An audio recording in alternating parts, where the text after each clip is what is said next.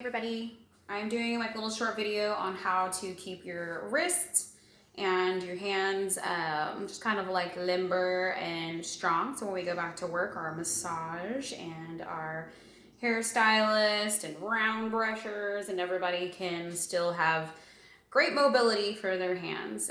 So I wanted to start with some exercises you could be doing at home. I know some of us are working out more than we ever have, so incorporate your wrist into maybe your workout so you can keep them really nice and strong because they're going to be super sore when we go back to work.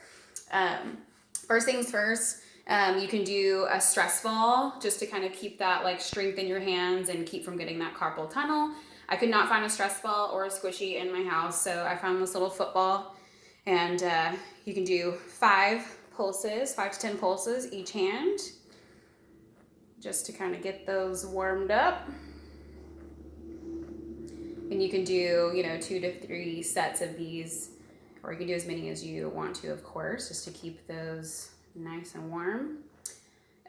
Wrist rotation is our next exercise, which this is going to be the most fun because it's actually opening a wine bottle. So you're going to go out and then in. And so you're tightening that lid and unscrewing that lid when you're coming in and out. And so you can do a couple sets. I really, really feel like the pull in my wrist. It's kind of crazy. And then you're going to switch. Same thing. Open, shut. Open, shut. Open, shut. If you do not have a wine bottle, another option, take a pan. It's got like a little like rubber end. Go out, in, out, in, out, in. Do a few sets of that, 20 reps at a time. Another thing is either doing like a farmer carry with weights if you want to. If you do not have weights, you can do it with something else. But you can literally just work on your grip strength with this and just walk around the house like this. Or if you want to, you can just literally hang for a couple minutes, put them down, do it again. When you're doing this, squeeze as hard as you can because that's going to really practice your grip strength and kind of keep it nice and strong. So that's a good one. And then if you don't have weights, another option that I got was just 2 of like my heavy plates that I have sitting around the house. So put those in your hands, have them down by your side, and just squeeze them as hard as you can for like 30-40 seconds, and then rest, put them down, and then go back and squeeze them again for 30, and then do a few sets of that.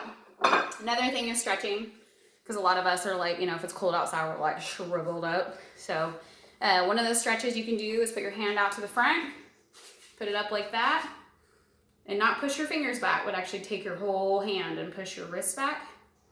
Do that for like 5 to 10 seconds at a time. And then, of course, the other hand. Turn around. 1, 2, 3, 4, 5. Another way is to go the opposite. Go down. Take your hand. 1, 2, 3, 4, 5. That one hurts a little bit for me. Switch. 1, 2, 3, 4, 5. And you can do that a few times, of course, because I feel it a lot in my hands. Another one, just shaking those hands out, especially when you're actually doing hair and you start to feel a little bit of tension. It's just kind of like shaking them around, like getting them loose, getting them warmed up, get the blood flow to them.